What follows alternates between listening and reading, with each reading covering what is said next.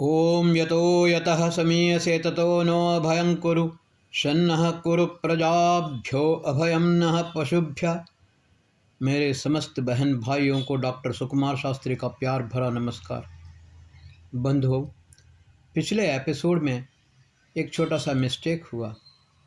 Mistake ये कि मोतीलाल नेहरू के 3 बेटे, एक मोहम्मद अली जिन्ना, एक शेख अब्दुल्ला और एक जवाहरलाल नेहरू, मैंने गलती से उसमें बोला था कि सबके सब भाई थे करके। भाई थे जवाहरलाल नेहरू, मोतीलाल मोहम्मद अली जिन्ना और शेख अब्दुल्ला। इन तीनों के पिता मोतीलाल नेहरू। शेख अब्दुल्ला को कश्मीर मिल गया, मोहम्मद अली जिन्ना को पाकिस्तान मिल गया और जवाहरलाल नेहरू को भारत मिल गया और डोमिनियन प्राइम मिनिस्टर बन गया। बंधुओं, कल 15 अगस्त सब लोग स्वतंत्रता दिन का मना रहे हैं, धूमधाम से मनाएंगे। लेकिन कुछ बातें ऐसी हैं जिसको बताना बहुत ज़रूरी है। गांधी ने जितने भी क्रांतिकारी थे उनको आतंकवादी घोषित करके मरवाया। बंधुओं, इतिहास को बाद में कांग्रेसियों ने दबाया, लेकिन हम जो पुराने लोग हैं, हमने वास्तविक इतिहास को पढ़ा है। इतिहास राष्ट्र का धरोहर होता है। इस बात को हम आज की पीढ़ी को न बताएं तो वर्तमान पीढ़ी और अगली पीढ़ी भी हमको माफ़ नहीं करेगी। इसलिए आपके सामने एक बात रखने जा रहा हूँ। महर्षि दयानंद सरस्वती ने सरदार अर्जुन सिंह का उपनयन संस्कार किया। वैसे तो सिखों में उपनयन संस्कार होता है, उसको अमृत छकना बोलते हैं, लेकिन सरदार अर्जुन सिंह का यज्ञोपवीत संस्कार महर्षि दयानंद ने किया। महर्षि दयानंद जब पंजाब चले गए थे, उस समय उनका प्रवचन सुनने के लिए सरदार अर्जुन सिंह आए थे। उस समय सरदार अर्जुन सिंह का विवाह हो चुका था। उन्होंने इच्छा जाहिर की कि मेरा उपनयन संस्कार, यज्ञोपवीत संस्कार करके मुझे आर्य समाज में लिया जाए। महर्षि दयानंद ने खुशी खुशी उनका यज्ञोपवीत संस्कार कराया और बाद में उनसे एक वचन लिया, अर्जुन सिंह, मुझे एक वचन दे दो, तुम्हारा संपूर्ण परिवार स्वतंत्रता संग्राम में भाग लें और भारत माता की सेवा करें। सरदार अर्जुन सिंह ने वचन दिया। सरदार अर्जुन सिंह के साथ उनके बेटे सरदार किशन सिंह, सरदार अर्जुन सिंह, सरदार किशन सिंह, सरदार अजित सिंह और सरदार स्वर्ण सिंह, 3 बेटे थे उनके। भगत सिंह किशन सिंह का बेटा था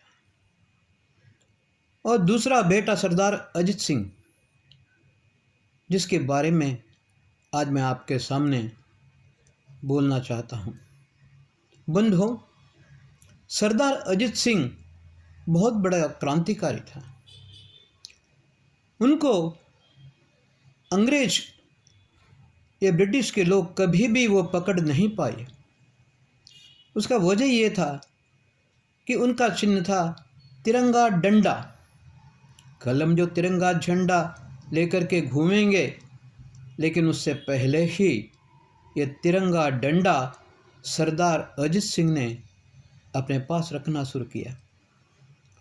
और जब भी वो भाषण देते थे तो सभी के हाथ में तिरंगा डंडा होता था और जहाँ पर उनका भाषण होता था, बाहर बैठे होते थे सूफी अम्बा प्रसाद, एक हाथ था उनका, और कोई भी आए तो वो सीधा बोल देते, किसी माई के लाल में अगर ताकत हो तो गोली चला के देख ले, पहले हमसे निपटना पड़ेगा, बाद में अजित सिंह से बात करना होगा। बंधुओं, लाख कोशिश किया अंग्रेज़ों ने, लेकिन सरदार अजित सिंह को और सूफी अम्बा प्रसाद को कभी वो पकड़ नहीं पाई। बाद में ब्रिटिश गवर्नमेंट ने अजित सिंह को तड़ी पार कर दिया। बंधुओं, सरदार अजित सिंह यहाँ से सीधा ब्राज़ील गए। ब्राज़ील जाने के बाद वहाँ पर वे सरदार मोहन सिंह से मिले। स्वर दोनों ने मिलकर के कुछ और साथियों को मिलाकर के आज़ाद हिंद फौज की स्थापना की। बंधुओं, उसके बाद आए रास बिहारी बोस। रास बिहारी बोस सुभाष चंद्र बोस के भाई थे और बाद में इन लोगों ने उसको आगे बढ़ाया और सुभाष चंद्र बोस को सौंप दिया। बंधुओं, जिस आज़ाद हिंद फौज का हम ये जानते हैं कि सुभाष चंद्र बोस ने किया है, वस्तुतः सरदार भगत सिंह के चाचा सरदार अजित सिंह ने आज़ाद हिंद फौज की स्थापना की थी। बहुत क्रांतियाँ की उन्होंने, सारे जवानों को इकट्ठा करके विदेश में ही रह करके भी वहाँ से भारत के अंदर आंदोलन करने में बहुत परिश्रम करते थे और इस प्रकार वो देश के अंदर से और देश के बाहर से दोनों प्रकार से अंग्रेज़ों से मुकाबला करते थे।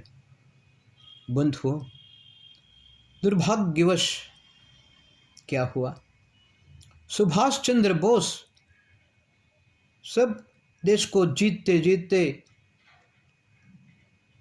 भारत के सरहद में आए, नेपाल तक आ गए। नेपाल के आने के बाद जब भारत प्रवेश करना चाहते थे तो नेहरू ने और गांधी ने उनको आने नहीं दिया, उनको बाहर ही रोका। तो नेपाल में ही उन्होंने स्वतंत्रता ध्वज उसको फहराया। उस समय वहाँ पर ना ये कॉइन्स भी बनाए, डाक टिकटें भी बनाई और ये एक राष्ट्र को आरंभ करने के लिए क्या क्या चीज़ चाहिए वो सब कुछ बनाया। 12 देशों ने सुभाष चंद्र बोस को अपना समर्थन दिया, लेकिन दुर्भाग्य इस बात का है कि नेहरू और गांधी ने जो इस देश के साथ गद्दारी की, उन्होंने सुभाष चंद्र बोस को भारत के अंदर आने नहीं दिया।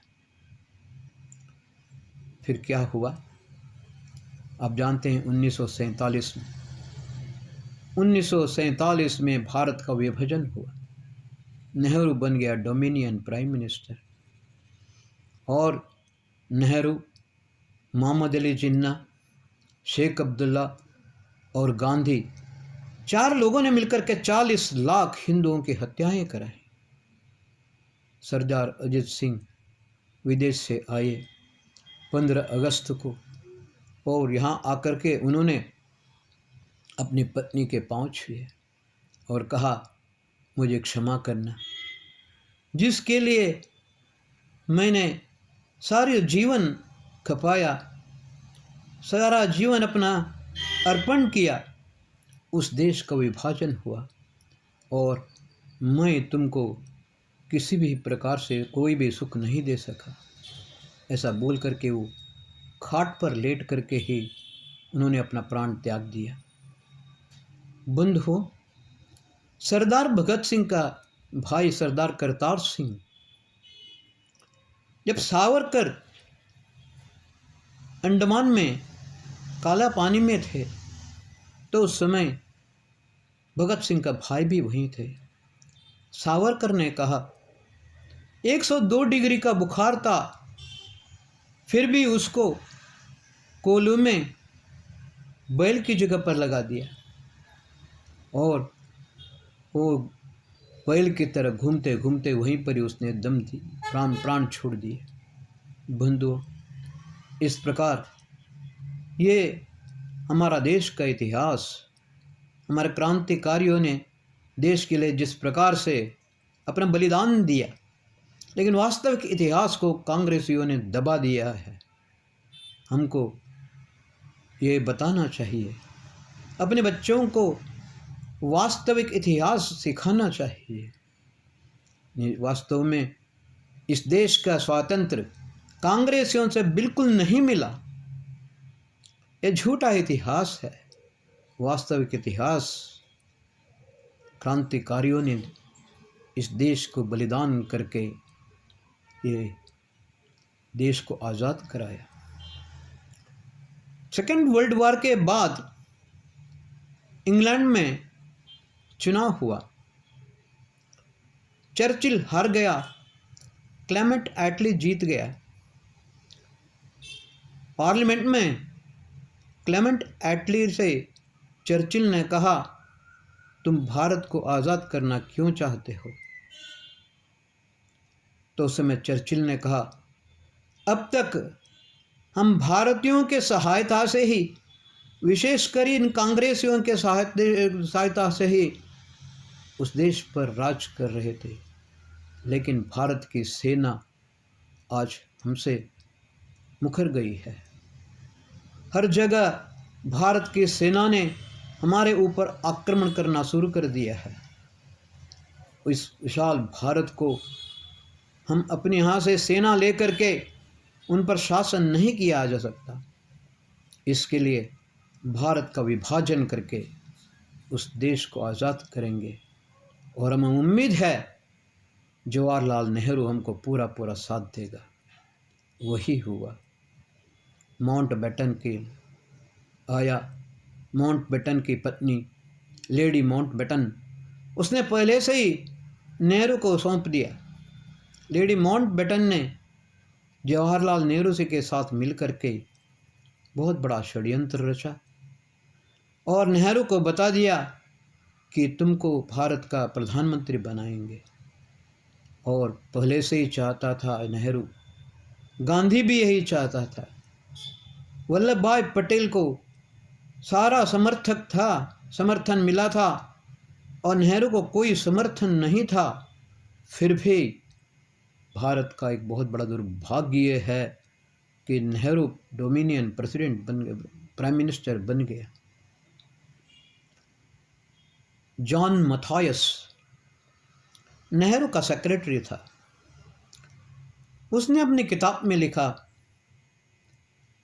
स्वतंत्रता होने से पहले नेहरू ने आश्वासन दिया था कि जैसे ही देश स्वतंत्र हो जाएगा तो गोहत्या बंद कर देंगे। देश स्वतंत्र हुआ। पार्लियामेंट के मीटिंग में सब लोगों ने बताया, नेहरू से कहा, आज़ादी से पहले तुमने वचन दिया था कि गोहत्या का निषेध करेंगे, अब क्यों नहीं कर रहे हो? नेहरू ने कहा, यह तब की बात थी, अब की बात और है। लोगों ने कहा, अब की बात और तब की बात से क्या मतलब है? क्यों अपने बात से मुकर रहे हो? नेहरू ने कहा, what about my lunch? John Matthias ने लिखा है, नेहरू को लंच में डेली गाय का मांस चाहिए था। और वास्तविकता यह है, गयासुद्दीन गाजी से लेकर के पप्पू खान तक सबके सब गाय का मांस खाते हैं। बंधु, मैंने पिछले एपिसोड में कहा था, वयनाड लयनाड बन गया, 2.5 टन गाय का मांस मिला वहाँ पर। इस देश को बचाना ये आप लोगों के हाथ में है।